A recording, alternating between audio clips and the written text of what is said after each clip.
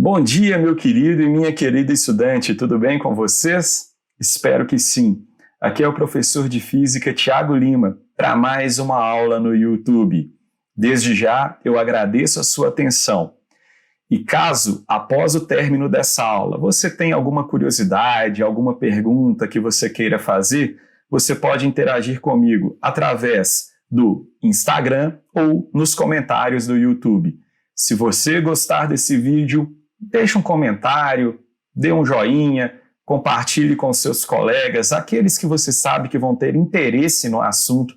Isso é um grande fator motivacional para que eu continue fazendo essas postagens. O tema dessa aula foi motivado por uma reportagem que eu assisti no Fantástico sobre uma missão em que astronautas estavam indo para a Estação Espacial. A gente vai falar um pouquinho da Estação Espacial, mas principalmente sobre esse tema. Por que nessa estação espacial, no espaço de um modo geral, dentro do foguete e tal, os astronautas flutuam? Será que é porque lá a gravidade é zero? Então, essa é uma daquelas aulas conceituais. Eu não vou entrar no formalismo matemático da questão, eu vou apenas discutir conceitos e explicar se realmente na estação espacial, na ISS, a gravidade é zero ou não. Se é isso que faz a galera lá dentro flutuar ou não. Então, bora falar um pouquinho sobre a Estação Internacional Espacial. Bem, a Estação Espacial, também conhecida como ISS, é essa belezura aí da foto. Tem muita tecnologia envolvida, tem muitos países envolvidos nessa estação. Ela é um grande laboratório localizado no espaço. E o motivo dela estar localizada no espaço é justamente para aproveitar essa sensação de microgravidade. Você vai fazer, por exemplo, experimentos simulando essa gravidade bem menor. Mas repare, eu estou dizendo simulando. Eu ainda não afirmei que a gravidade lá é zero. Fique atento a isso. E algumas curiosidades sobre a estação espacial são as seguintes. A primeira delas é que ela não está longe da gente. A estação espacial ela está a apenas 408 quilômetros de altitude. 408 quilômetros é uma distância muito pequena, mas é suficiente para você conseguir colocar um satélite, uma estação espacial, numa situação em que o arrasto aerodinâmico, em que a resistência do ar já é praticamente desprezível. Mesmo assim, mesmo a resistência do ar nessa altitude sendo muito pequena, devido ao arrasto aerodinâmico, essa estação ela perde em torno de 100 metros de altitude por dia e de tempo em tempo se faz necessário corrigir esse fator, corrigir esse desnível. Uma outra curiosidade é que essa estação dá mais de 15 voltas em torno da Terra em um único dia. Ela demora somente 90 minutos para dar uma volta completa em torno do nosso planeta. Então, se você ficar olhando aí para o céu, você vai ver ela passando aí umas 15 vezes. Será? E devido a essa altitude, baseado nessa altitude, ela precisa ter uma velocidade muito grande. A velocidade de um corpo em órbita depende da altitude em que você o coloca. E por isso, essa estação espacial ela está a mais de 27 mil quilômetros por hora. É uma velocidade bem grande, concordam comigo? E por fim, o valor da gravidade nesse local. O que é gravidade? A aceleração da gravidade é a taxa de variação da velocidade que um objeto em queda livre, livre inclusive da resistência do ar, vai ter quando ele for abandonado. Aqui, na superfície da Terra, quando você abandona um corpo, a velocidade dele aumenta 9,8 metros por segundo a cada 1 segundo. Por isso a gente fala que a gravidade da Terra é 9,8 metros por segundo ao quadrado. Se você fizer esse mesmo experimento de abandonar um objeto a uma altitude de 408 quilômetros, você vai ver esse objeto, ao cair, tendo a sua velocidade aumentada 8,4 metros por segundo a cada 1 segundo. Então repare, nessa altitude a gravidade não é pequena. A diferença de gravidade para a superfície da Terra não é tão grande. Aliás, ela não é nada grande, a diferença é muito pequenininha. Então eu já te respondo de cara, os astronautas flutuam na estação espacial não é porque a gravidade é pequena, eles simulam a microgravidade. Esse é o tema que a gente vai discutir aqui hoje. ok? E lembra que eu comentei com vocês que essa estação ela está pertinho da gente? 400 quilômetros de altitude é muito próximo.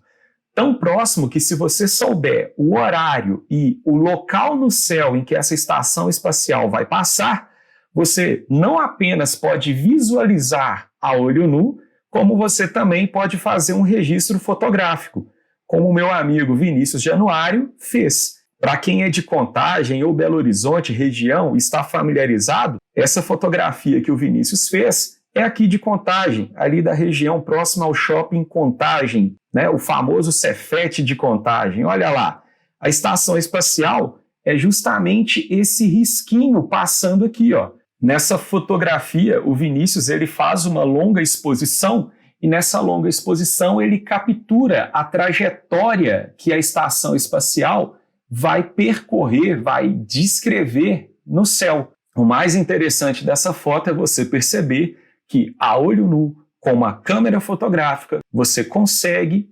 visualizar e fotografar a estação espacial. Muito legal isso. De repente dá até para ver o astronauta dando um tchauzinho para você. Essa é uma fotografia um pouco mais bem trabalhada, mas também a estação espacial e o seu trânsito em frente ao Sol. Ela é linda, essa fotografia é linda. O Sol por si só é uma maravilha e registrar a passagem da ISS em frente a essa estrela fica ainda mais maravilhoso. Aqui a gente tem uma das tripulantes que estava até alguns meses atrás lá na ISS, é uma astronauta americana, Cristina.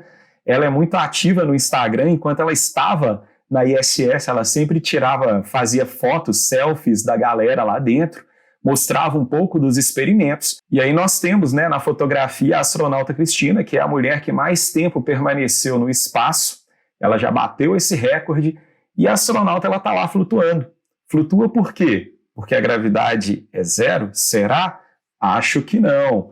E aqui mais uma fotografia da astronauta Cristina brincando com fluidos, né? Pode ser que esse fluido aí seja água.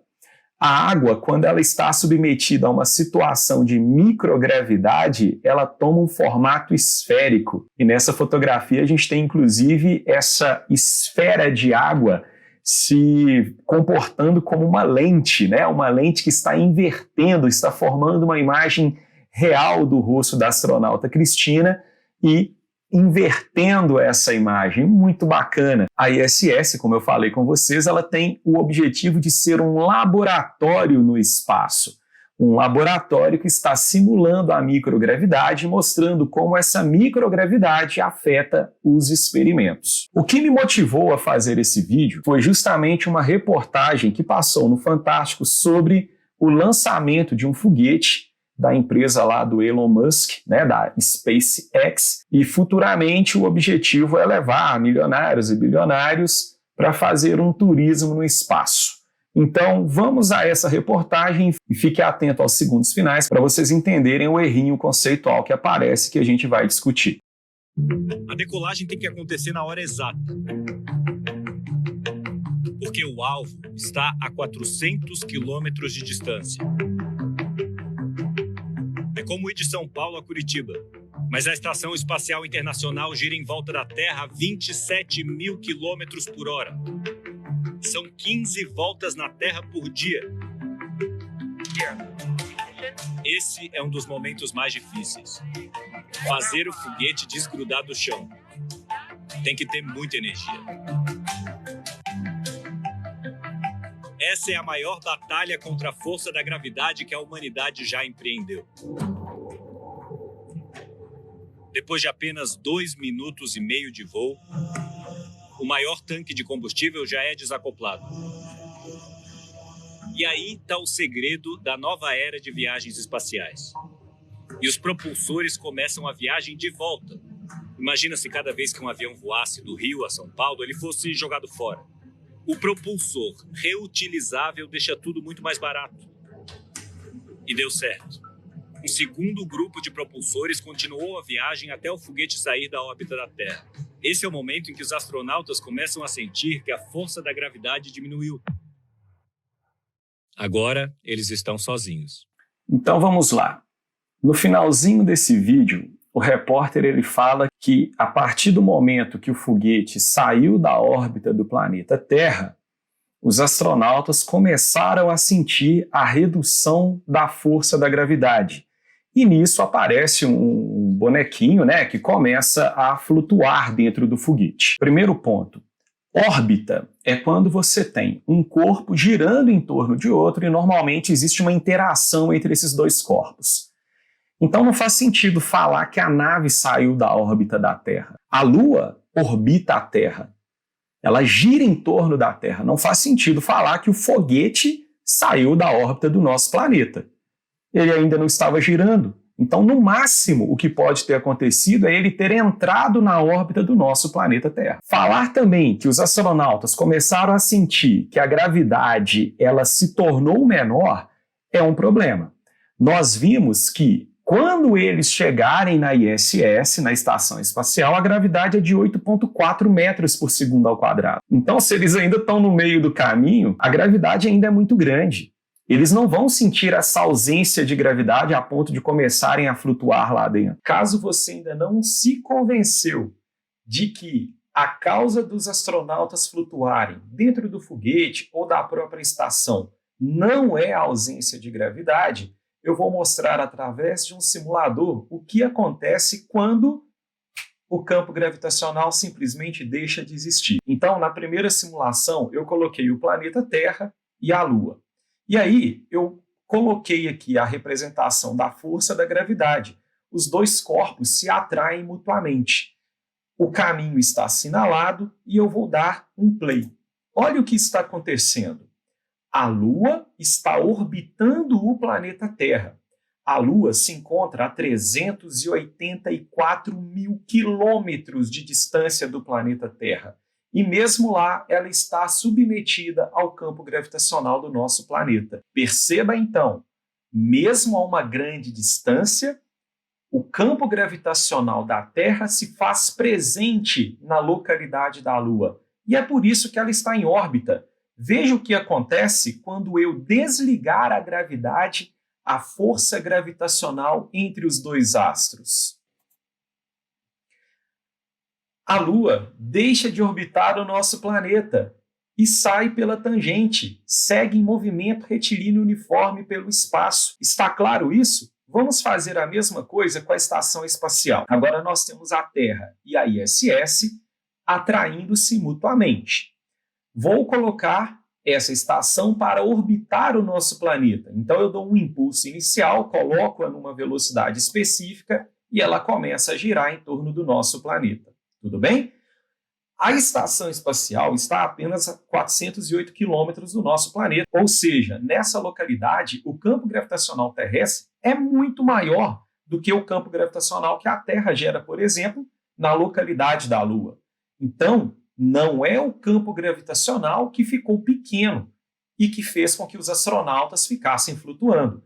Novamente, se esse campo gravitacional fosse pequeno ou simplesmente deixasse de existir, olha o que aconteceria com a ISS. Ela sairia vagando pelo espaço em movimento retilíneo uniforme.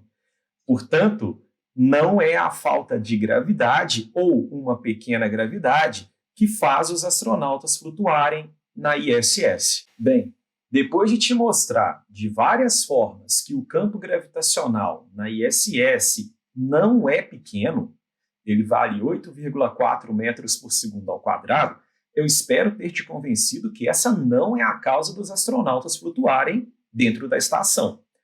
E chega de mistério. Por que esses caras eles flutuam? Bem, eles flutuam porque eles estão em queda livre. Como assim? Quer dizer que a ISS vai bater na superfície do nosso planeta? Não. A ISS está em queda livre, só que essa queda livre é um pouco diferente do que a gente está habituado no nosso cotidiano. Para a gente, queda livre significa pegar um objeto e, ao abandoná-lo, vê-lo caindo no chão. Não é isso que significa a queda livre da ISS em relação ao planeta Terra. O fato da ISS estar orbitando o nosso planeta significa que ela está numa queda livre eterna, perpétua. E é isso que dá a sensação para os astronautas de ausência de gravidade ou microgravidade. Parece estranho, parece complicado, mas eu vou mostrar para vocês que essa bolinha ali da astronauta Cristina, ela está flutuando porque todo esse sistema está em queda livre para o planeta Terra. Se você quer entender isso um pouco mais, essa ideia de ausência de gravidade e sensação da força-peso, não desgruda os olhos da tela, pois eu vou explicar tudo isso dando exemplos no nosso cotidiano a partir de agora. Bem, para entender um pouco melhor sobre isso, vamos começar falando sobre o que é peso. Peso nada mais é do que uma força de atração gravitacional. Chamamos de força gravitacional a interação entre dois corpos devido às suas massas. Todo corpo que possui massa atrai outro corpo que também possui massa. Então, massa sempre atrai massa. Professor, mas se eu tenho massa, outra pessoa tem massa e nós nos atraímos, por que nós não estamos colados um no outro?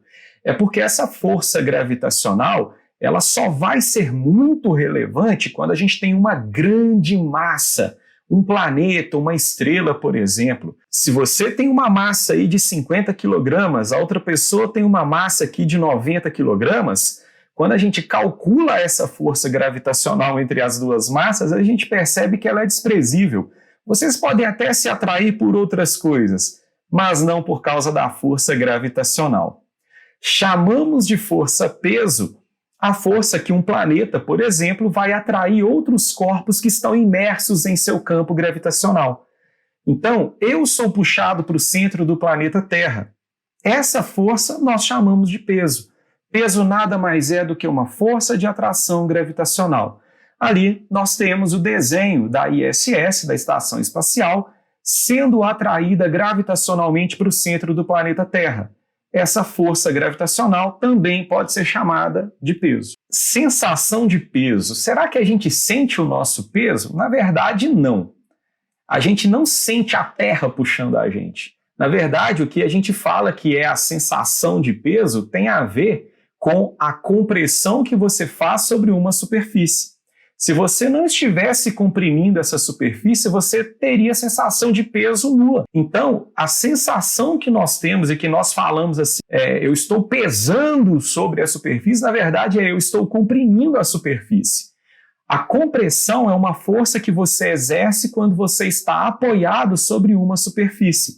E pela terceira lei de Newton, se eu comprimo uma superfície, se eu aplico uma força sobre uma superfície, essa superfície reage com uma força sobre o meu corpo. Essa reação à compressão é chamada de força normal. Veja nessa ilustração, nós temos uma pessoinha, ela é puxada para o centro da Terra pela força-peso. Como ela está apoiada numa superfície que a impede de ir em direção ao centro do planeta Terra, significa dizer que ela comprime a superfície. Se ela aplica uma força na superfície, pela terceira lei de Newton, a superfície reage com uma força sobre ela. Nós chamamos de N' a força de compressão que a pessoa faz na superfície e de normal a reação a essa compressão. Ela recebe o nome de força normal porque ela é sempre perpendicular à superfície. E é essa compressão e essa normal que nos dão a sensação de peso.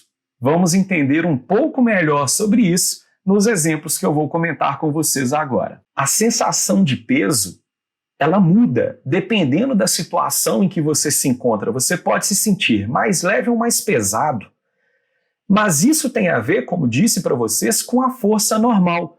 Olhe esse exemplo de como a normal pode variar. Vamos supor que você está dentro ali daquele carrinho que vai descer uma roda gigante.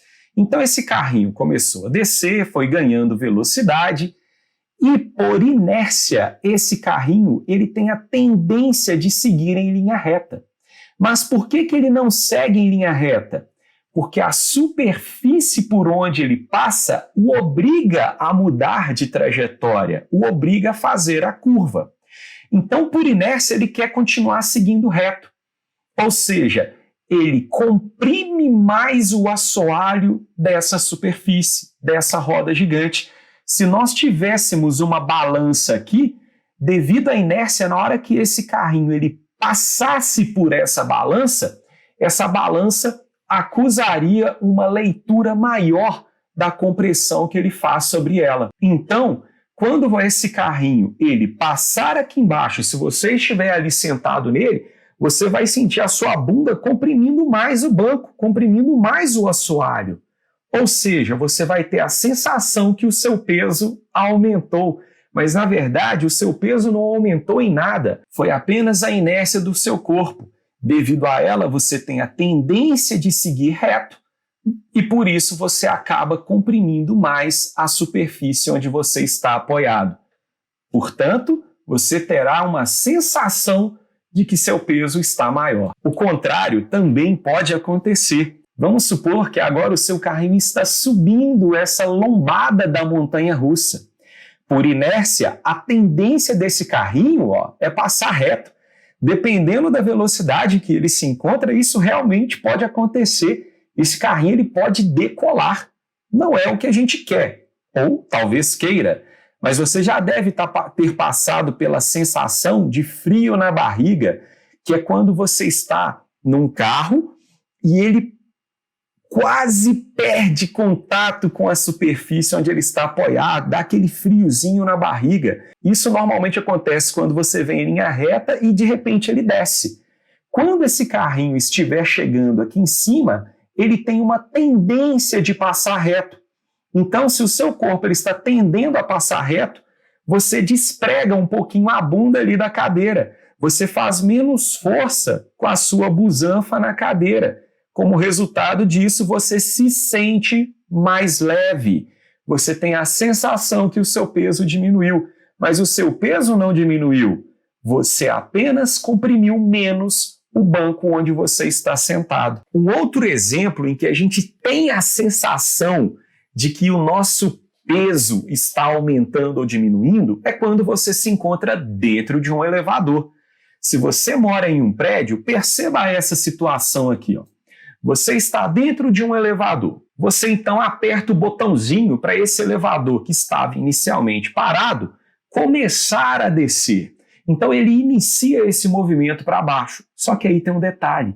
Por inércia, se o seu corpo está parado, ele tende a permanecer parado. Então na hora que ele desce, o seu corpo, se ele tivesse uma inércia igual nos desenhos, por exemplo, do Papaléguas e do Coiote, na hora que esse elevador ele desce, você demora um pouquinho para descer, você perde um pouco do contato com esse elevador e aí você deixa de comprimir o assoalho. Só que a gente não chega a esse ponto dos desenhos do Papaléguas e do Coiote. O que acontece ali é, na hora que esse elevador ele desce em um movimento acelerado para baixo, os seus pés eles acabam comprimindo menos o assoalho, a superfície desse elevador. Você faz menos força na superfície. E isso também te dá a sensação de que o seu peso diminuiu. Se você estivesse apoiado em uma balança dentro do elevador, você iria perceber que a leitura da balança iria ficar menor ao que habitualmente ela marca. Aí o nosso amigo Papaléguas e Coiote, né? O Coiote provavelmente vinha correndo, não conseguiu parar a tempo. E no desenho era muito comum que ele só começasse a cair quando ele percebesse que ele não tem mais a superfície. Então é uma inércia exagerada que o desenho acaba explorando. O contrário também pode acontecer dentro do elevador. A gente pode ter a sensação que o nosso peso está aumentando, tendo uma sensação que a gravidade aumentou, mas perceba, eu estou falando de sensação. Então, o nosso elevador está descendo e ele vai iniciar um processo de frenagem, ele vai parar de uma vez. Por inércia, o seu corpo ele quer continuar o quê? Descendo. Então, se você está descendo e o elevador para de uma vez, por inércia você quer continuar descendo e comprime mais a superfície do elevador. Qual é a sensação que você vai ter? Que o seu peso aumentou. Mas foi o seu peso que aumentou? Não. O seu peso é o mesmo. Você comprimiu mais a superfície e por isso você teve a sensação de estar mais pesado. Ficou claro essas situações para você? Beleza? Qualquer dúvida, deixe aí para mim. Agora vamos extrapolar. E se o elevador estivesse em queda livre? Bem, se o elevador estiver em queda livre, você também vai estar em queda livre juntamente do elevador. Então, vocês dois começam a descer. A velocidade de vocês começa a aumentar, a variar na mesma taxa. Aqui, próximo à superfície da Terra, em torno aí de 10 metros por segundo ao quadrado, ou seja, a cada segundo que se passa, a sua velocidade e a do elevador aumentam 10 metros por segundo. Então, qual é o resultado disso? Você estava lá comprimindo o elevador, mas ele desceu. E você também começa a descer. Ele desceu mais um pouco. E você também está descendo, só que aí você já resolve tirar o pezinho do chão. E o elevador desceu, e você também está descendo junto do elevador. Meu querido estudante, quando isso acontece, quando você e o elevador estão em queda livre, você não consegue mais comprimir a superfície desse elevador. Você lá dentro está flutuando, porque entre vocês dois não há movimento. Quando você tira o seu pé desse elevador, você não vai cair no elevador, porque o elevador, o mesmo tanto que você desce, o elevador também está descendo. Dessa forma, você não consegue mais comprimir o assoalho, a superfície do elevador, e isso vai te dar a sensação de ausência de peso. Ou seja, nós acabamos de simular uma situação de ausência de gravidade. A gravidade ela está presente. Nós apenas estamos simulando uma situação em que ela deixa de existir ou que ela se torna muito menor. É isso que ocorre quando se vai treinar astronautas para uma situação de microgravidade. Existem aviões que são preparados para isso e eles fazem o seguinte movimento, ó. Eles sobem, sobem, sobem, sobem e lembre-se, quando você está subindo aquela montanha russa, na hora que você vai chegando lá no topo, existe uma tendência de você passar reto e de você comprimir menos a superfície onde você está apoiado. Se você comprime menos essa superfície, você acaba tendo a sensação que o seu peso diminuiu. É a sensação de gravidade menor ou até mesmo gravidade zero, que é quando esse avião está passando pelo vértice dessa trajetória parabólica.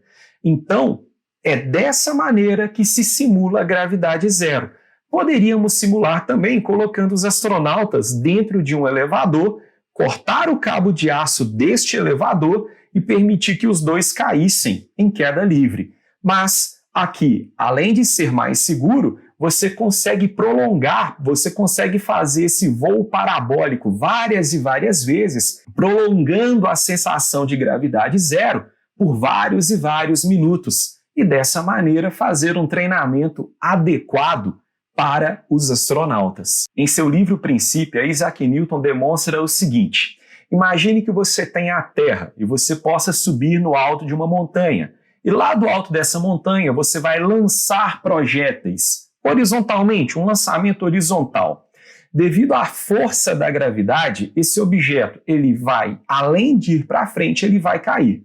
Se eu faço, portanto, um disparo com baixa velocidade, esse projétil ele vai descrever um arco de parábola e ele cai bem pertinho de onde ele foi lançado. Mas se eu aumento essa velocidade, ele vai cair um pouco mais à frente. E se eu lançar ele com uma velocidade ainda maior, esse projétil ele consegue ter uma queda em que acompanha a curvatura da Terra e ele entra em órbita. Isso parece meio doido, né? Você fala, cara, não faz sentido isso. Então você está me dizendo que se eu subir no alto do Monte Everest e lançar um objeto com uma velocidade grande pra caramba, esse cara vai entrar em órbita? Bem, aqui nós estamos simulando uma ausência de resistência do ar. No Monte Everest, que está a mais de 8.000 metros de altitude, tem resistência do ar. Então essa resistência do ar impediria esse objeto de entrar em órbita. O que eu estou dizendo aqui para vocês é algo que Sir Isaac Newton pensou. Se nós tivéssemos uma situação em que a resistência do ar pudesse ser desprezada, a partir do momento que eu lanço esse corpo com uma velocidade específica para aquela altura, eu posso fazer com que esse objeto ele entre em órbita. ele passe a cair em órbita, cair de maneira perpétua, eternamente. Ou seja, o que nós fazemos com o nosso satélite e com a ISS é lançá-la com uma velocidade específica que ela fica caindo para sempre. Ou seja, da mesma maneira que o nosso elevador está em queda livre, a ISS também está em queda livre para o nosso planeta. Dessa forma, qual é a conclusão que a gente chega? Que os astronautas dentro da ISS, eles flutuam porque eles estão caindo. A estação espacial está em queda livre para o planeta Terra, só que é uma queda livre eterna, uma queda livre perpétua. E por isso, mesmo tendo um campo gravitacional grande naquela região, de 8,4 metros por segundo ao quadrado, a gente consegue ter uma simulação de microgravidade. E é por isso que a gente tem esses vídeos super legais em que os astronautas ficam brincando com a microgravidade. Na verdade, a nave está no local onde o campo gravitacional é considerável, mas devido à sua queda livre perpétua em relação à Terra, você tem uma sensação de ausência de peso, de microgravidade, o que possibilita os astronautas lá dentro flutuarem e fazerem diversos videozinhos como esse da astronauta Cristina brincando com sua bolinha. Essa foi mais uma aula de física, eu espero que vocês tenham gostado. Deixem nos comentários a sua impressão sobre este vídeo, a sua curiosidade, a sua pergunta. É sempre um grande prazer poder contribuir com o seu aprendizado. E a gente se vê no próximo vídeo. Fiquem bem, tchau, tchau!